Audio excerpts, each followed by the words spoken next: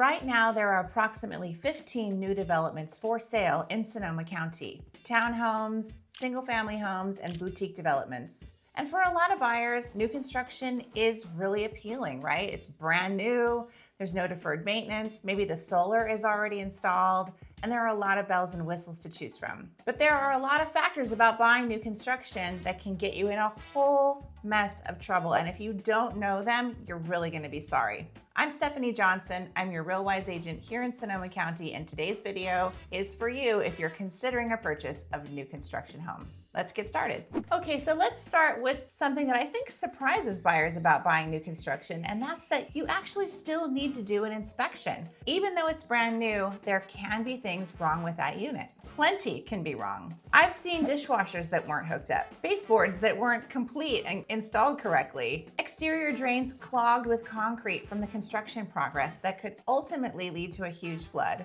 and lots of other things that simply just aren't finished. Builders are moving fast. They're managing the development of many units often, and there are a lot of subs that come through one after the other, and they don't always get it right. And so as a buyer, you absolutely want to have a contractor walk through that unit or that home that you're thinking of buying to test the appliances, right? Make sure the drains are clear. Make sure that the details are in place so that when you move in, you can simply enjoy your home and you're not dealing with a laundry list of problems that should have been dealt with. Don't let anyone in a new construction sales office tell you you don't need an inspection because it's brand new. This is simply not true, and the law states that you have a right as a buyer to an inspection. So go ahead and do one. Because ultimately the thing that comes out of doing an inspection on new construction is something called a punch list. A punch list is a list of things that you find during your inspection that aren't quite right, that need to be addressed before you close. So everything from scuffed paint to a missing piece of trim can be addressed by the contractor so that when you move in, it's all done. Of course, you do get a fit and finish warranty on new construction, so anything that you find after the close of escrow, you can still cure, but it's really nice to have the leverage of an unclosed transaction to get the contractor to focus on your unit and getting it right for you before you move in. And in fact, your punch list is meant to be your leverage, right? Go in, do your inspection, make your list, and ensure that everything gets attended to prior to close. The second consideration for new construction purchases is lending. And that's because often in the early days of a development sale process, the lender that's offered is usually the only lender you can use. That's because the developer partnered with the lender early on, and the lender has done a lot of due diligence on that development. For instance, they've reviewed the insurance, the HOA documents, the budget, and all the details about that project so that they can be sure that it's a good project to loan money on. That's a significant amount of work that the lender invests up front so that they can become the preferred lender in those early days of the sale process. And the reason there's usually only one lender in those early days is because of Fannie Mae requirements. Traditional lenders will lend you money, and then they will package your loan along with a series of other loans, and they will sell that package of loans into the secondary market. But there are strict guidelines that lenders have to adhere to in order to make those loans and have them qualify for that secondary market sale.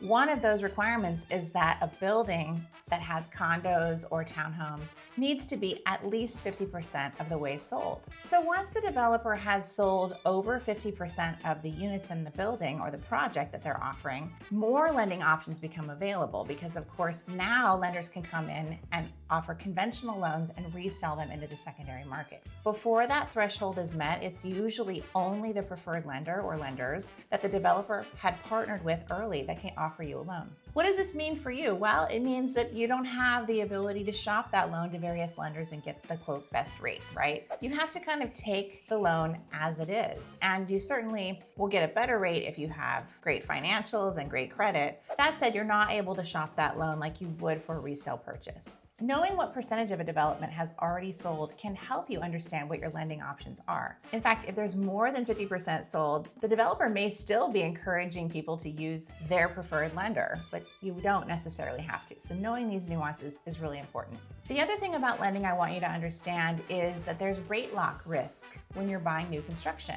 Often a rate can only be locked for so long, right? 60 days, 90 days, and there might be an option to renew that rate lock for a fee. But if you're buying buying a home that isn't going to be completed for maybe 6 or 12 months, and you've only locked a rate for 60 or 90 days with an option to renew that lock is probably going to expire prior to you being able to close escrow. And it gives you exposure in terms of your rate going up. If mortgage rates continue to rise as you're in escrow to buy this new construction home, that could mean that the cost to you to own that home could be quite a bit higher at the end of the escrow than it was when you signed your paperwork. So it's important to know where you stand, how long it's going to be before that unit will be delivered to you, and the fine print on the rate locks so that you can make a calculated decision. The third consideration is you are buying into a brand new homeowners association, also known as an HOA. And a brand new HOA, the financials for that HOA are based on projections, and they are not based on real life or the real historical cost of actually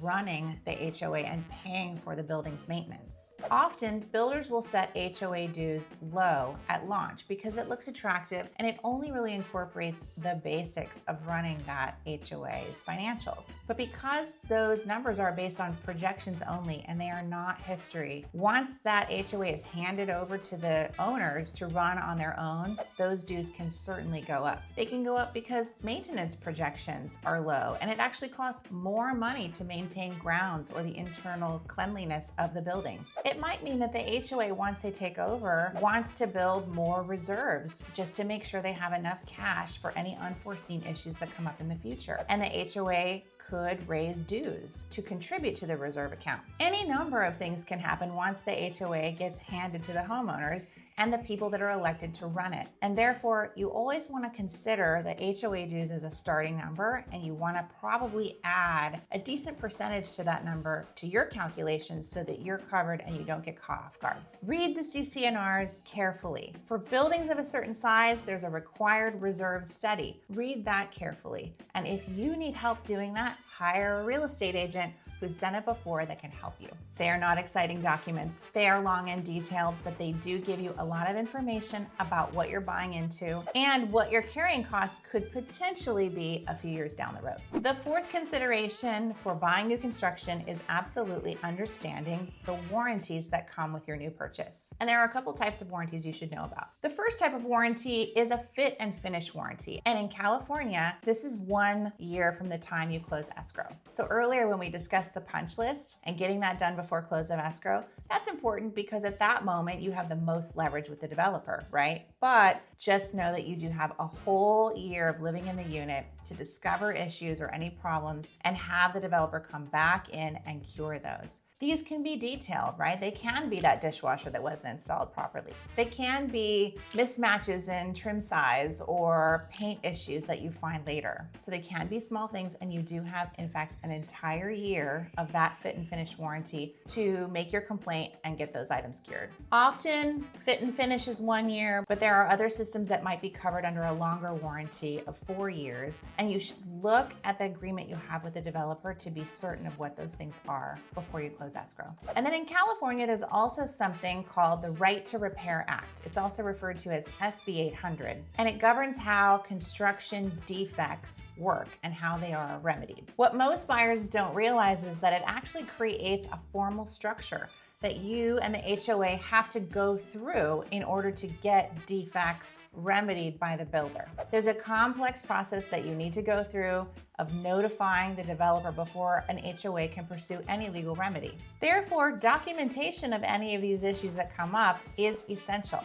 A lot of litigation in new construction building has to do with structural issues and or water intrusion issues. In fact, I think water intrusion is probably number one if I were to guess. As soon as you see problems in your building with any of the above, you want to start documenting these things thoroughly. You want to keep track of dates, you want to take photographs, you want to take video, and you want to log all of the information that you have because you will need it in order to go through the SB 800 process and have your building repaired. What will happen is the developer will have an opportunity to cure the defect. But often what happens is the developer disputes it and it ends up in what's called litigation. Yes, in fact, there's a lawsuit, right? And so something you need to know is if there is litigation in your building, that can drastically directly affect the value of the home you've purchased. It also can really impact your ability to sell it. And that's because once a property goes into litigation, it's sort of off limits for most lenders. They won't lend on a property with active litigation.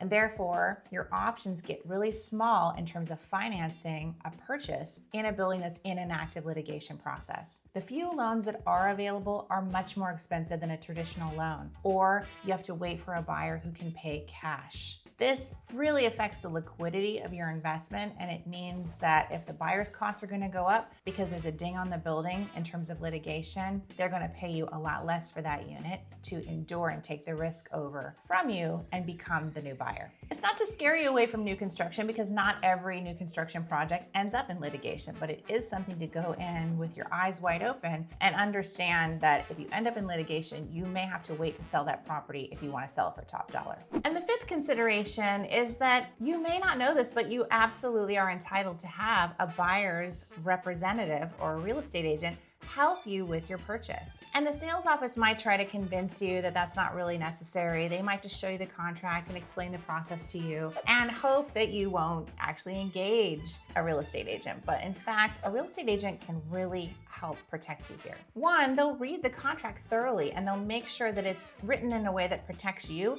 and not the developer. Two, they'll negotiate the price on your behalf, and they'll do the research to help you figure out what kind of concessions or discounts has the developer been offering to other buyers who've come in to purchase in that development. Those pieces of information help you negotiate the best deal on your purchase. They'll help you negotiate for your inspection and create your punch list, and they'll negotiate to get that done before close of escrow. They'll review the documents thoroughly and help ask questions about HOA structure, the dues, whether they're sufficient to cover the expenses that are coming, and they'll give you a heads up if they think those dues are light and that you should probably plan on paying more in the future. Basically, a lot of the things we've covered in this video, but in real time and specific to your transaction. If you're considering new construction in Sonoma County, you want to talk about what developments are available, or you've spotted a development you like and you'd like to go visit it with an agent to ensure that you get the right to have your own representative, by all means, reach out to me. I'm happy to answer your questions, and I'm also happy to give you any guidance you might need for your purchase. There's a link here on my page. You're welcome to book a call with me, or just DM me, or pick up the phone and dial the number on this page. I'm happy to chat with you about your goals and how we can make them a reality. New construction can be a fantastic way to buy a home in Sonoma County. There's new finishes, modern design, and you even get to pick and choose some of the finishes depending on when you purchase in the developer's sales cycle. And there's a lot to love about it, right? But go in informed. Make sure you do an inspection.